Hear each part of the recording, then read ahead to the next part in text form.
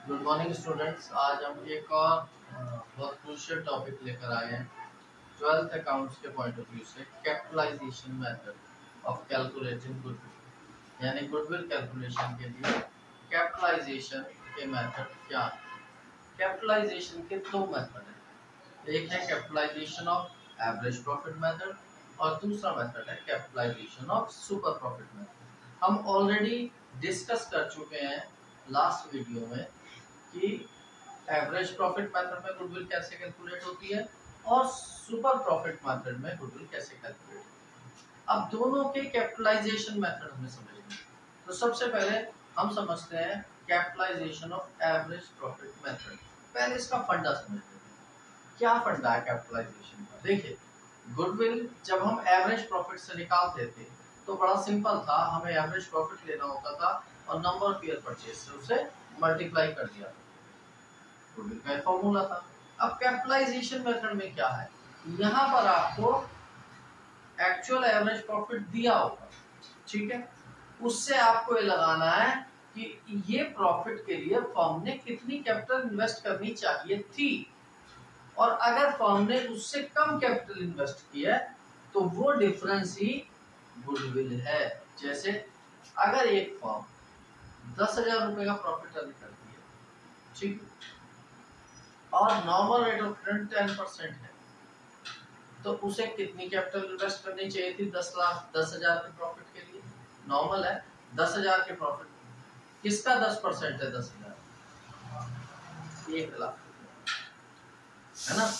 1 लाख रुपए की capital invest करके 10% के हिसाब से 10,000 प्रॉफिट आता है, तो 10,000 के लिए उसे 1 लाख कैपिटल इन्वेस्ट करनी चाहिए थी। पर अगर फर्म ने 80,000 इन्वेस्ट करके ही 10,000 रुपए का प्रॉफिट अर्न कर लिया, तो फर्म की गुडविल कितनी हुई, वो 1 लाख, उसकी कैपिटलाइज वैल्यू जितने की उसे कैपिटल इन्वेस्ट करनी चाहिए थी 10,000 के लिए, तो 1 लाख माइनस जो उसने एक्चुअल उसकी नेट एसेट या कैपिटल एम्प्लॉयड है 80,000, तो 20,000 रुपए उसकी क्या आ गई, गुडविल। क्या है इसका फॉर्मूला, जरा देख लेते हैं। Capitalisation of average profit method, goodwill कैसे निकलेगी, capitalise value minus net assets या कैपिटल एम्प्लॉयड। कैपिटलाइज वैल्यू कैसे निकलेगी, जैसे यही मैंने एक एग्जांपल लिया, सपोज करो 10,000 का एक्चुअल एवरेज प्रॉफिट है और 100 अपॉन एनआरआर कितना मैंने बताया था, नॉर्मल रेट ऑफ रिटर्न 10% है, तो यहाँ पर ये आ जाएगी 1 लाख। 1 लाख रुपए की कैपिटल इन्वेस्ट वो करता तो उसे 10,000 होता नॉर्मल रेट, नॉर्मली केस में। पर सपोज करो उसने कितनी कैपिटल एम्प्लॉयड की है 80,000, तो गुडविल कितनी हो जाएगी 1 lakh minus 80,000 net assets equals to 20,000। बड़ा सिंपल सा है ये, is it clear to you. एक और बात समझ लीजिए कि नेट एसेट्स या कैपिटल एम्प्लॉयड किसी किसी क्वेश्चन में घुमाया गया, ठीक है, तो जरा इसे समझिए। इसका फॉर्मूला है नेट एसेट्स या कैपिटल एम्प्लॉयड, मैं पिछले वीडियो में आपको डिस्कस कर चुका हूं, ठीक है। कैपिटल एम्प्लॉयड पिछले वीडियो में भी मैंने डिस्कस किया है। इसका फॉर्मूला है टोटल एसेट्स जितनी भी है, मैंने दोनों अप्रोच बताई थी, लायबिलिटी साइड अप्रोच भी और एसेट साइड अप्रोच भी। ये एसेट साइड अप्रोच की बात कर रहे हैं, टोटल एसेट्स, ठीक है, क्या एक्सेप्ट, क्या क्या छोड़ना है आपको या माइनस करना है, एक्सेप्ट गुडविल, ठीक है, और नॉन ट्रेड इन्वेस्टमेंट्स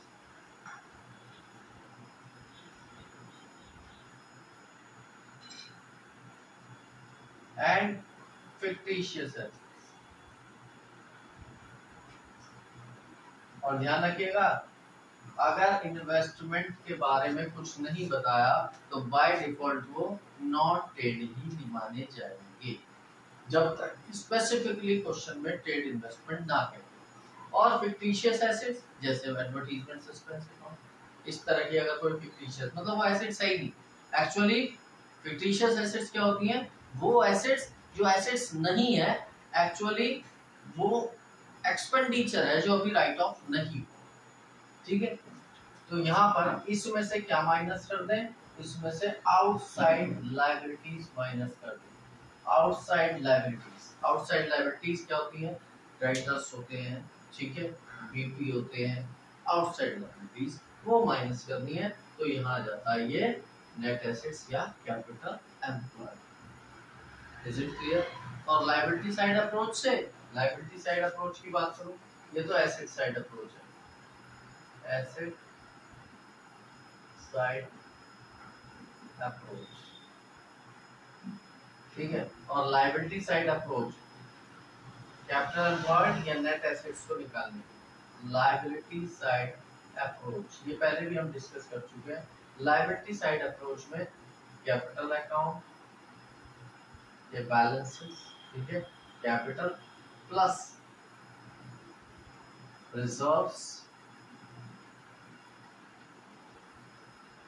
और अगर है तो करंट अकाउंट के बैलेंसेस,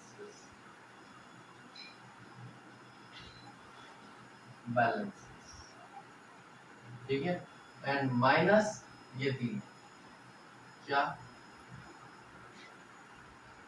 फिर से goodwill minus non trade investments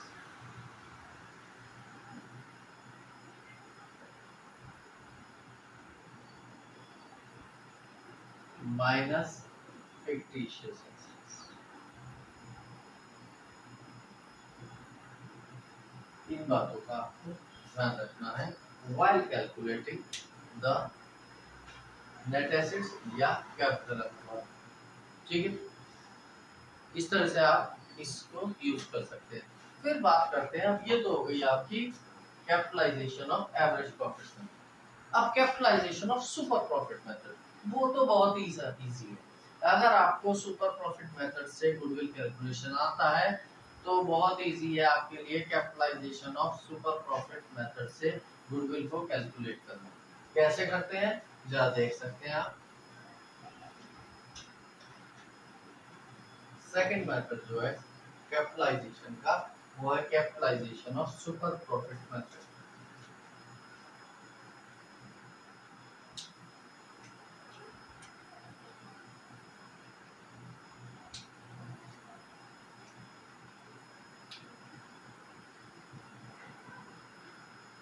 Capitalization of super profit method।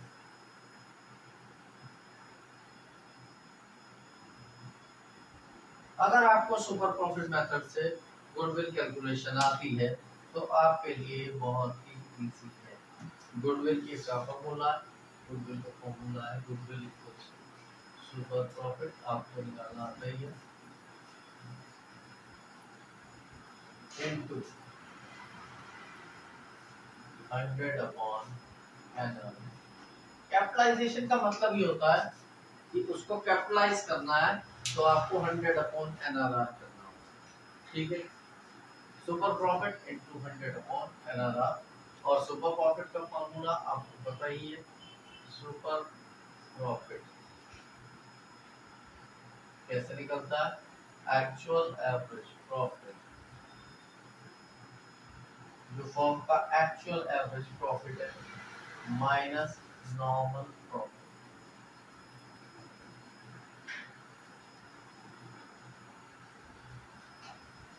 ठीक है। एक्चुअल एवरेज प्रॉफिट माइनस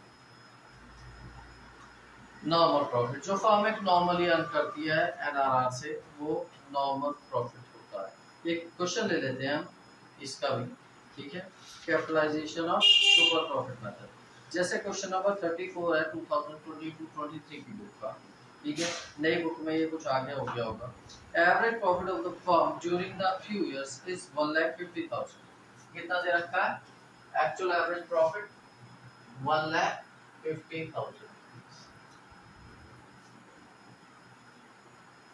फिर कहते हैं the normal rate of return is 10% and capital employed, ठीक है। Calculate the value of goodwill by capitalization of super profit method ठीक है। If the super profit of the firm is 1 lakh 50,000, ठीक है। आपको सुपर प्रॉफिट दे दिया 50,000, ठीक है, और 10% क्या रखा है, तो ये तो क्वेश्चन बिल्कुल ही इजी हो गया। यहाँ पर सुपर प्रॉफिट ऑलरेडी आपको गिवन है, तो आपको गुडविल कैसे निकालनी है, goodwill equals to super profit into 100 upon NRR। ये दे दिया 50,000 इनटू 100 अपॉन 10, ठीक है। तो ये गुडविल आ गई 5 लाख रुपीस, ठीक है। That's all.